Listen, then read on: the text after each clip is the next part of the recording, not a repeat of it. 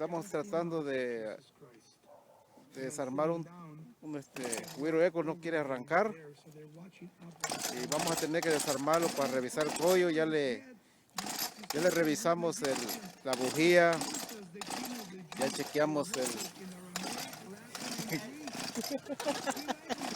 ya revisamos toda la pieza,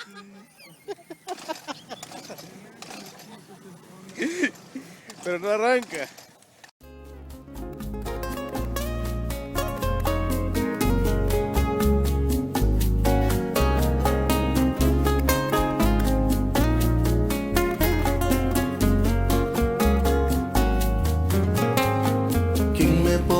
Separar de ti, mi Dios, ¿quién me podrá separar de ti? Oh Cristo, angustia o tribulación. There is an advantage to the single life. And so Paul's going to address that here. So, he's going to give counsel as one who's received mercy from the Lord. He's going to give counsel as a wise, godly man. But he gives room for people to say, well, Paul, that's a great perspective.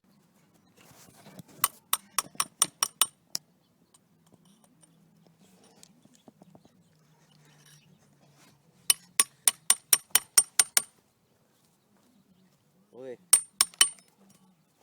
por pura vergüenza.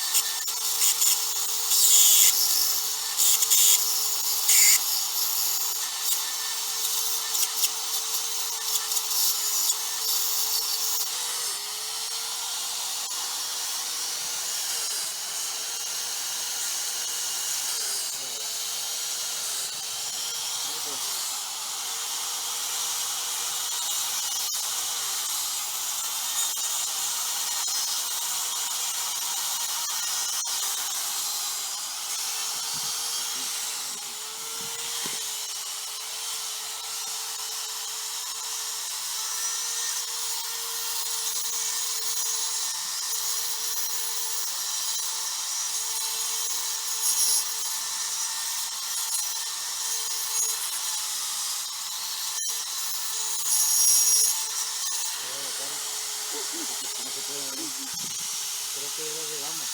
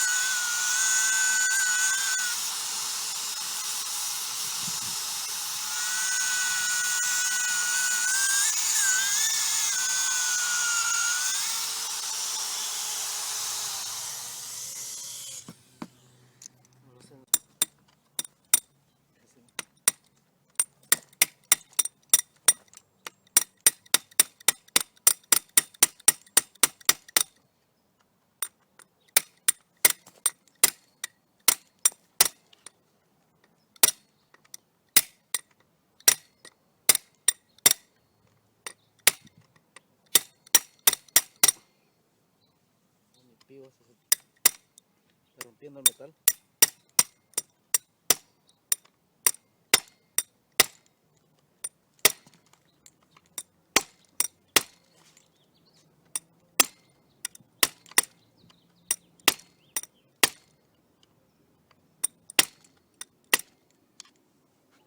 Está dando vueltas. ¿Qué está pasando? No se está rompiendo eso, güey.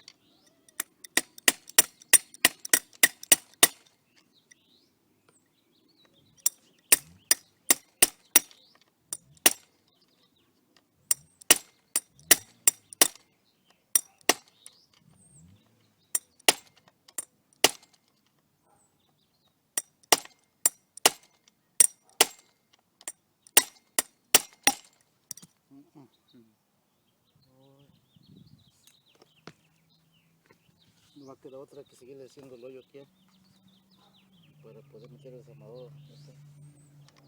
Bien. La pizza no. Bien.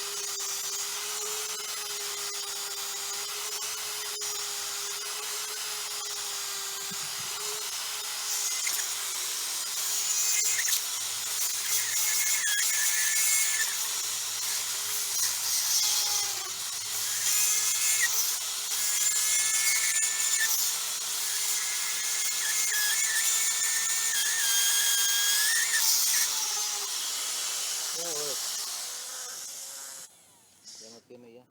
Está bien liso, mire. No, ya. Pues. Ya no le hace nada, güey. Vamos a darle otros 2 golpes más. si vamos a masticarlo igual.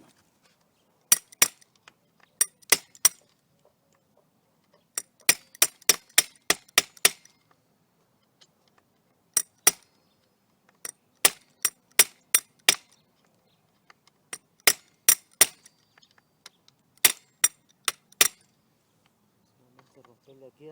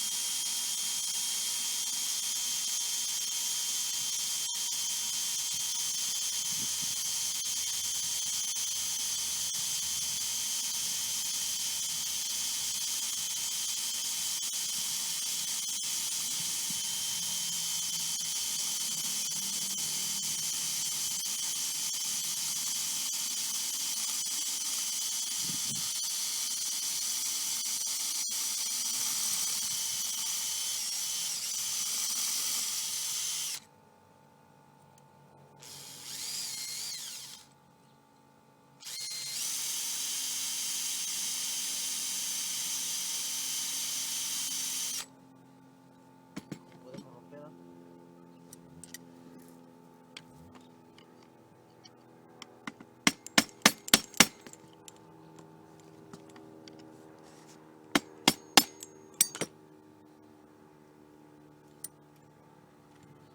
Ahí está, ahora dando vuelta ya.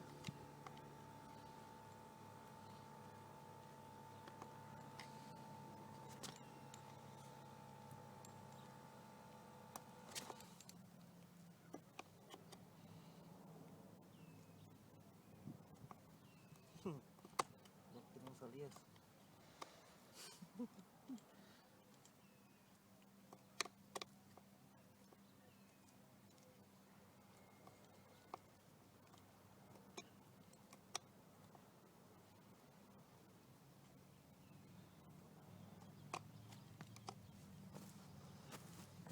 Ahorita van así, hay que hacer.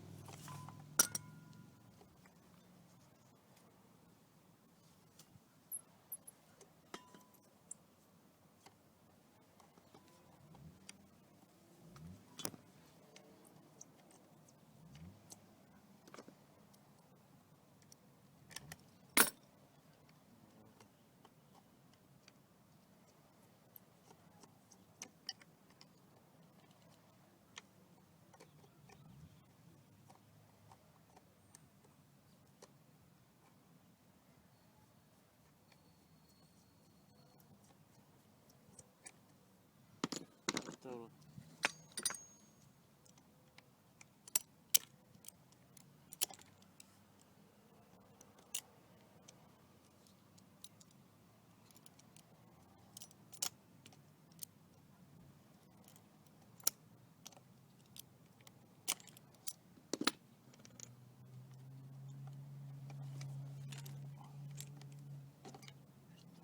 Mire, güey.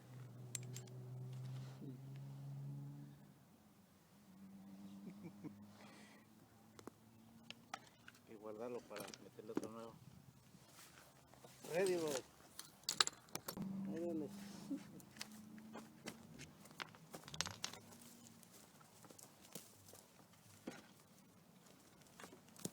Ya se abre, ¿no? Aquí falta uno.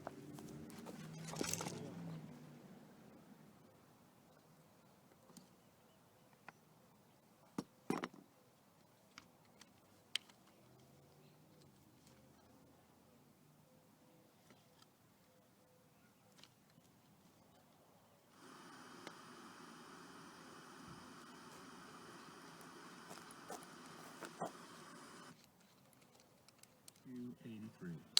DRE number 017911019. NMLS 3377745.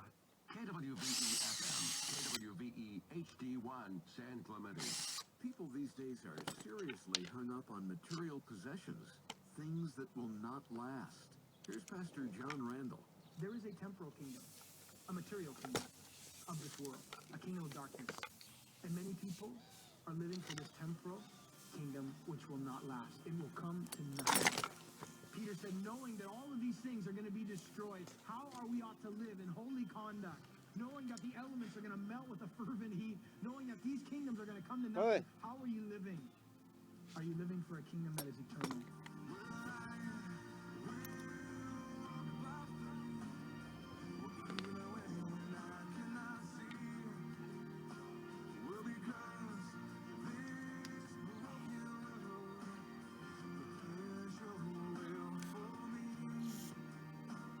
On behalf of Calvary Chapel, San Juan Capistrano, welcome once more to A Daily Walk.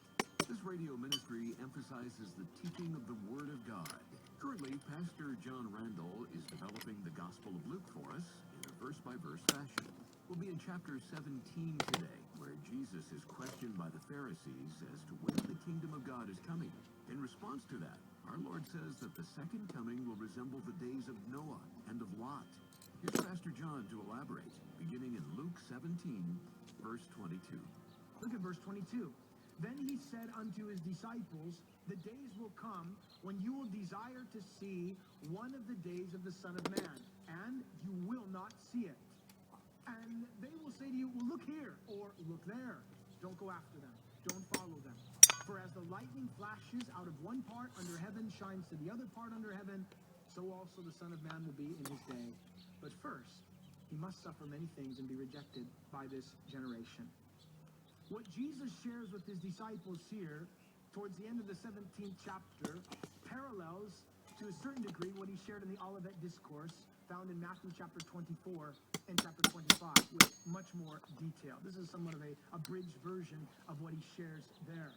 But nonetheless, Jesus gives them some insight concerning his second coming. And the first thing he points out, number one, is it will not come immediately.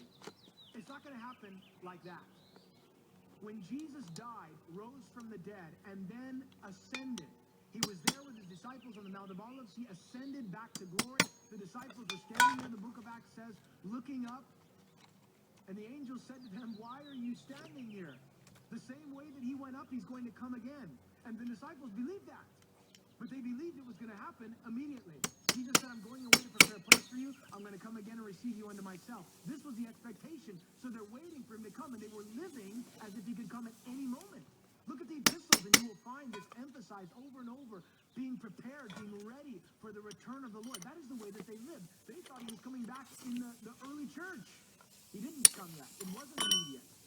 And in the interim of that time, from then even to the present time of the church age, people have been saying, oh, the Messiah is over here, or he's over there, or he's coming on this day, or he's coming on that day. Let me just say something. When somebody says he's coming on that day, you can know this. That's not the day. So mark that down. He's definitely not coming today. But nonetheless, it was not going to come immediately. And Satan knew that people were anticipating the immediacy of the return of Christ. And so he began to take advantage of that. One particular Jewish scholar pointed out that in the course of Israel's history, since the time of our Lord to the present, there has been over 64 different individuals who have claimed to be the Messiah. And there's probably even more than that. He's over here. No, he isn't. He's over there. No, he isn't. It's not going to be immediate. The second thing Jesus points out about his second coming, not only that it would not be immediately, but number two, he tells us here, it would not come secretly. It's not going to be over here in this corner, or over there in that corner, and it's going to be something hidden. Jesus said it's going to be like lightning flashing from one end of the earth to the other. It's going to be very visible. It's not going to be a secret when Jesus comes back again. The Bible tells us, behold, he is coming with the clouds, and every eye shall see him, and all the tribes of the earth will mourn because of him. Every eye means what it says. Everybody's going to see him. Listen, when the sun doesn't give its light, and when the moon no longer shines, and all you see is the glory of Jesus coming back, yep, that's him. You will know it. The Bible tells us in Zechariah chapter 13 that when he comes back, those will say, where did you receive those wounds? And he'll say, I received these in the house of my friends. They will recognize him. Zechariah chapter 14 says when Jesus comes again, that in that day he will stand on the Mount of Olives, which faces Jerusalem to the east. And the Mount of Olives will be split in two from the east to the west, making a large valley. Half of the mountain shall go toward the north, and half of it shall go toward the south. That's pretty obvious. You'll know it's him. It's not going to be a secret when Jesus comes back again. But Jesus also tells his disciples before his second coming, it would not come without his suffering. Look at what it says in verse 25. But first, he must suffer many things and be rejected by this generation. This point right here was something that the disciples struggled with tremendously. They could not, for the life of them, understand why it was Jesus had to go to the cross. Every time he talked about it, they didn't want to talk about it. Every time he pointed to it, they wanted, Lord, don't talk about that anymore. They wouldn't ask him about it anymore because they were fearful. And the closer they got to Jerusalem, as he set his face toward Jerusalem, they were worried. They were troubled. Lord, should we go into Jerusalem? You know, there's a lot of people that want to kill you there. Jesus would say, for this reason, the Son of Man has come. He is going to be betrayed. He's going to be handed into the hands of sinful men. They're going to spit upon him. They're going to blaspheme him. They're going to scourge him. They're going to crucify him. And the third day he's going to rise again. They only heard about the beatings and the sufferings and the crucifixion. They could not remember about the resurrection. But he was going to suffer. If Jesus did not come and suffer for humanity, then he could not come and reign in his kingdom throughout eternity. That is why the Jewish people, when Jesus did not fulfill their messianic desires, their messianic picture of him going in and overthrowing Rome, they turned on him. At one moment they are saying, Hosanna, save us now. At the end of the week they're saying, crucify him. We will not have this man to rule over us. Why? Because he did not fulfill in his first coming what they desired to see, which would take place in his second coming. He had to first come and suffer and die so that man could be saved. But when he comes again, he will establish his kingdom, the Bible says, upon the earth. Jesus now looks back at two Old Testament events to describe the condition of the world before his second coming. What's the world going to be like? We know that there's a king. We know that there's a kingdom coming. What condition is the world going to be in before he comes back? He tells us here by looking at two Old Testament passages. The first, he refers to the story of Noah. It says in verse 26, as it was in the days of Noah, so it will be also in the days of the Son of Man. What were they doing? It says they ate, they drank, they married wives, they were giving in marriage until the day that Noah entered the ark and the flood came and destroyed them all. In Genesis chapter 6, when you go back and look at what was taking place during the times of Noah, you can read, for one thing, there was a population explosion. Untold numbers upon the earth. We also know that violence was prevalent, covering the earth. Furthermore, the Bible tells us in Genesis that the wickedness of man was great upon the earth, and that every intent of the thoughts of his heart was only evil continually. That was the condition of the earth during Noah's day. It was wicked, it was evil, it was vile. But meantime, people are just going on business as usual. Drinking, eating, building, doing whatever they're doing without any thought of what Noah was asked to do. Noah found grace in the eyes of the Lord, the Bible says. And God warned him of the judgment that was to come. Hebrews, the book of Hebrews 11 tells us that Noah by faith began to build an ark, prepared an ark for him and for the saving of his family. And for the next 120 years, Noah starts building this ark in his driveway. I mean, he's building this ark. It's enormous. It's huge. And during that 120 years of building, 2 Peter chapter 5 tells us that he was a preacher of righteousness. With every swing of the hammer, with every log, every beam, he's always preaching righteousness. He's warning people there's judgment coming. There's a flood that's going to cover the earth, and everybody's going to be destroyed. But what happened? The people had never seen rain like that. They never heard of that. And so they mocked him. They ridiculed him. They did not heed the warnings until it was too late, and they were all destroyed. He was a preacher of righteousness. What's going to happen before the second coming of Christ? People are going to be going about business as usual. They are not heeding the warnings. They are not prepared for judgment that will come. We are living in such a day. People just don't think about it. They're not concerned about it. They're just overlooking it. They're just going about business as usual. They might see something happen on the news in some foreign country country, they might hear about some attack over in Iran or some other place, and that might, awaken them for a brief moment until they turn the channel. Nobody's really thinking about what's going to happen. And here we are proclaiming, preaching righteousness and a judgment to come, just like Noah was.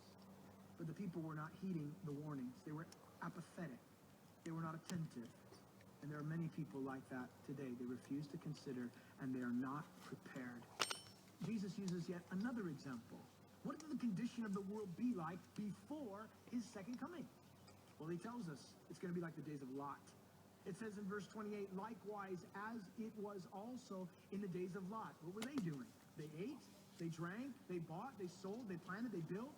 But on the day that Lot went out of Sodom, it rained fire and brimstone from heaven and destroyed them all. Even so will it be in the day when the Son of Man is revealed. Going back to the book of Genesis once again, considering now the story of Lot. Lot had decided to separate himself from his uncle Abraham, and Abraham gave him a choice. Which direction do you want to go? And it says that Lot looked towards Sodom. Looked towards Sodom. That's where it started. And he saw that it was like the plains of Egypt. And so he then pitched his tent towards Sodom. The next time you see Lot, he is in Sodom, and he has a position of authority at the gate as a judge, as it were. Abraham is informed that God is going to judge Sodom and Gomorrah for their immorality, sexual immorality, homosexuality, all kinds of things taking place in Sodom and Gomorrah, and God is going to judge them with fire and brimstone. And so he warns Abraham. Abraham then begins to intercede on behalf of his nephew Lot, knowing that he's living there. And he says to the Lord, Lord, if there's 30 righteous, will you spare the city? I'll spare the city. 20. 10, Lord. If there's 10 righteous, he works his way down. If there's 10 righteous in that city, I'll spare the city. There wasn't 10 righteous there. But those two angels went down to Sodom, and they came to Lot's house, and they warned him, saying, this city is going to be judged. Unless you get out of here, we can't judge the city. And so Lot, being warned about this, what does he do? He goes to his sons-in-law, the book of Genesis tells us, and he warns them. But when he warned them, they laughed at him. They thought it was a joke. He had lost his influence. He had lost his witness because he had compromised so much. They did not believe him. And so Lot had to be physically taken out, led by the hand by these angels with only his two daughters and his wife. And they were taken out of the city, and they were told not to look back. And when they were taken out, that is when judgment came down. People were not expecting it. They were not anticipating the judgment that would fall.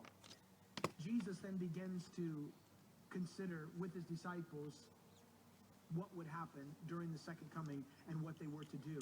If all of these things are going to happen before he comes, if there's judgment coming, if there's cataclysmic events that are going to be poured out, if all of these things are happening, what are we supposed to do when we see this? He tells them. Again, he's speaking to Jewish people, talking about what's going to happen, and he says in verse 31, in that day, he who is on the housetop and his goods are in the house, let him not come down and take them away. And likewise, the one who's in the field, let him not turn back. Remember Lot's wife. Whoever seeks to save his life will lose it. Whoever loses his life will preserve it. Jesus is talking about what is going to take place prior to the second coming. Again, Matthew chapter 24 fills in some of these details. But listen carefully. Once the church is raptured, and we do believe and teach here that the rapture of the church will come before the great tribulation period, the last 7 years of human history as recorded in Daniel chapter 9. The tribulation period that will come upon the earth. We believe the church will be taken before. Why?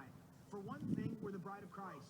We have been blood-bought by the Savior, and he has not appointed us unto wrath, but unto salvation. And we believe that God knows how to deliver the righteous before judgment comes. And so the church being delivered, what happens next? The tribulation period begins. 7 years of unprecedented tribulation upon the earth. Jesus said it'll be like nothing the world has ever seen before, nor shall ever be. The kings of the earth, great men, rich men, commanders, mighty men, slaves, every free man, they will hide themselves in caves and rocks, the Bible says, and mountains, and say, fall on us and hide us from the wrath of the Lamb. That's what's coming. But during that last 7-year period, the Bible tells us that there's a man that will rise to the surface, an Antichrist. And he will solve the problems in the Middle East that will continue to go on until he arrives. And he will make a covenant, the Bible tells us in Daniel chapter 9, with the nation of Israel. He will make a covenant with the nation of Israel, and he will rebuild their temple. For the first 3.5 years of the 7-year tribulation period, they rebuild the temple. They begin to worship once again. By the way, side note, the Jewish people are anticipating and waiting for their temple to be rebuilt.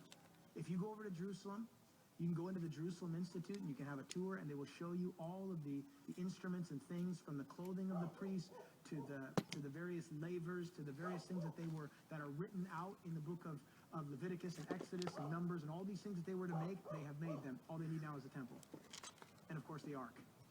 But these are the things they need. They need a temple. They're expecting a temple to be built. They're longing for it. And guess what? It's going to be built. It's going to be built by the Antichrist. And in that first 3.5 years, they will have this treaty, this covenant. But at the midway point of the 7-year tribulation period, the Bible tells us that the Antichrist will go into that temple, that rebuilt temple, and he will commit what Daniel refers to, what Jesus talks about as the abomination which brings about desolation. And what is that? It is when he sits in the temple and demands to be worshipped as God. And when that happens, Jesus said in Matthew chapter 24, all the Jewish people better flee for their lives, because the Antichrist is going to unleash all of his wrath and all of his fury upon the Jewish people. What is the purpose of the tribulation period? For one, to judge a Christ-rejecting world. Secondly, to bring the nation of Israel back to their Messiah. The tribulation period is referred to in the Old Testament as Jacob's trouble, Israel's trouble. That's what's going to happen. They are going to see their Messiah. They're going to turn to their Messiah during that period of time, and many of them will be preserved. Some of them, the Bible tells us, will flee to the rock city of Petra, and they will hide there, and the Lord will protect them. The 144,000 witnesses will be proclaiming the gospel. 2 witnesses will show up, the Bible says. So there's going to be a radical revival taking place even during that period of time. Angels flying back from one side or the other, declaring the glorious gospel. But Jesus says, when you see this happen, flee. Don't go back into your house and try to grab what you can. You need to run. You need to flee. There's no time for that. If you're going to try to find your life in the material kingdom, you're going to lose your life. But if you lose your life in the spiritual kingdom, you'll find it. And Jesus said, remember Lot's wife. As a lesson, remember repeatedly Lot's wife. What happened to her? She looked back with longing, and she turned into a pillar of salt. This statement that Jesus makes, whoever seeks to save his life will lose it, but whoever loses life will preserve it, is mentioned in Matthew 10, Matthew 16, Mark chapter 8, as well as John chapter 12. This was something that was extremely important. There is a temporal kingdom, a material kingdom of this world, a kingdom of darkness. And many people are living for this temporal kingdom which will not last. It will come to nothing. Peter said, knowing that all of these things are going to be destroyed, how are we ought to live in holy conduct? Knowing that the elements are going to melt with a fervent heat, knowing that these kingdoms are going to come to nothing, how are you living? Are you living for a kingdom that is eternal? Then in verse 34, Jesus says something else. I tell you that in that night, it says, there will be two men in bed. It's not speaking the word men, you'll see it's in italics. It's just a general term of human beings. 2 people sleeping. The one will be taken, the other left. 2 women grinding together. Speaking of working at a mill. One will be taken, one left. 2 men in the field. 2 people. The one will be taken and the other left. Now, some people have looked at this particular passage, and again, I encourage you to read over the Olivet Discourse along with Luke chapter 17, and I believe you get a full composite of what Jesus is saying in its entirety. However, some people look at this passage and they say when Jesus is talking about one will be taken, the other left, it's referring to judgment. One will be taken in judgment, the other left. Personally, this is my personal conviction. You can study it for yourself, but this is something I feel that when this speaks to me of one being taken, one being left, keep in mind the context. Jesus is talking about things that will happen before the second coming. Before the second coming, things will happen. Like what? The rapture of the church. One will be taken, one will be left. That is my personal conviction. I'm not being dogmatic about this, but I can be dogmatic about the fact that some will be taken and others left. That you can be sure of. 2 people in a bed, husband and wife, one's taken, the other's left. That's a startling thing to consider. 2 people working in a field, one's taken, one's left. 2 people driving in a car. You can imagine the scenarios. It goes on and on and on. And some people say, oh, that's ridiculous. I don't believe that. Come on. But the Bible teaches that. The The Bible tells us in 1 Thessalonians chapter 4 that one day the trumpet's going to sound. The voice of the archangel, the trumpet of God, the dead in Christ will rise first, and we who are alive and remain will be caught up together to be with the Lord in the clouds, and thus we shall always be with the Lord. Comfort one another with these words. It's a comforting thing to know that Jesus is coming for me. That is, if you're prepared to meet him. If you're prepared to go. If Jesus were to come back today, and he could, would you be taken or would you be left? Oh, Pastor John, I mean, come on, I read the Left Behind books. I mean, listen, this is reality. This is reality. Imagine what it will be like on the earth when that happens. It's hard to even fathom. The question is, are you prepared to meet the Lord? Will you be taken or will you be left? The Bible tells us that in the last days, there will be perilous times that will come. Listen to this description and tell me if you think this parallels what we're dealing with at the present time. In the last days, perilous times will come. Men will be lovers of themselves, lovers of money, boasters, proud, blasphemers, disobedient to parents, unthankful, unholy, unloving, unforgiving, slanderers, without self-control, brutal, despisers of what is good, traitors, headstrong, haughty, lovers of pleasure rather than lovers of God, having a form of godliness but denying the power thereof, and from such people, Paul said, turn away. We're living in these days. Listen, the Bible says that the Lord is going to interrupt a generation. He is going to interrupt a generation. I'd be happy if it's this one. Interrupt this generation, Lord. You're the king. Your kingdom's coming. I'm longing for it. I'm praying for it. I'm praying for your kingdom to come and your will to be done on earth as it is presently in heaven. And the Bible tells us that that will take place.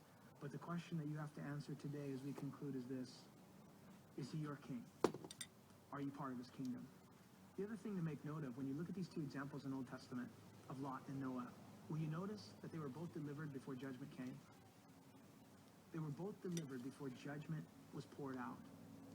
And I believe that God will preserve and God will deliver his bride before judgment is poured out. But the question is he your king? And are you a part of his kingdom? Because there is a kingdom that is coming one day. And what you decide concerning Jesus here and now will determine whether you are part of that kingdom.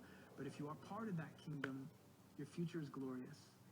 And the Bible tells us in Revelation chapter 5 that he has made us kings and priests to our God, and we shall reign with him upon the earth. I pray.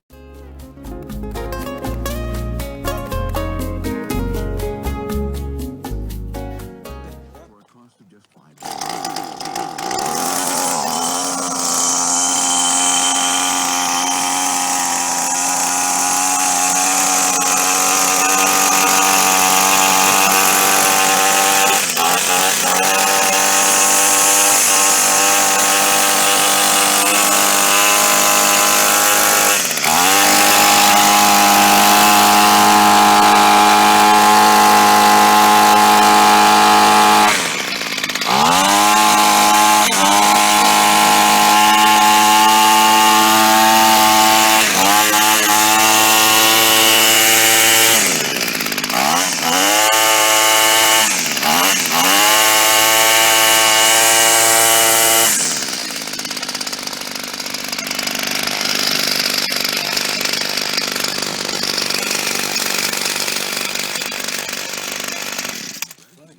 Chécalo, fíjate cómo lo desarmó.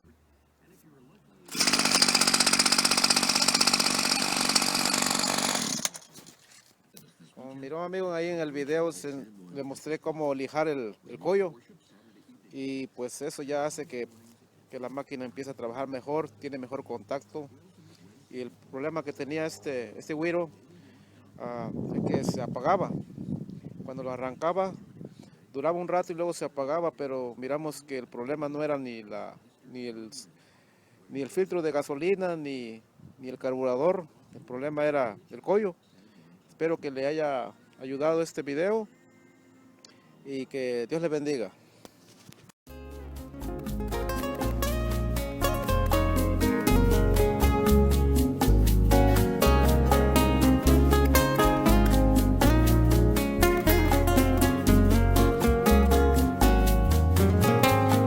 ¿Quién me podrá separar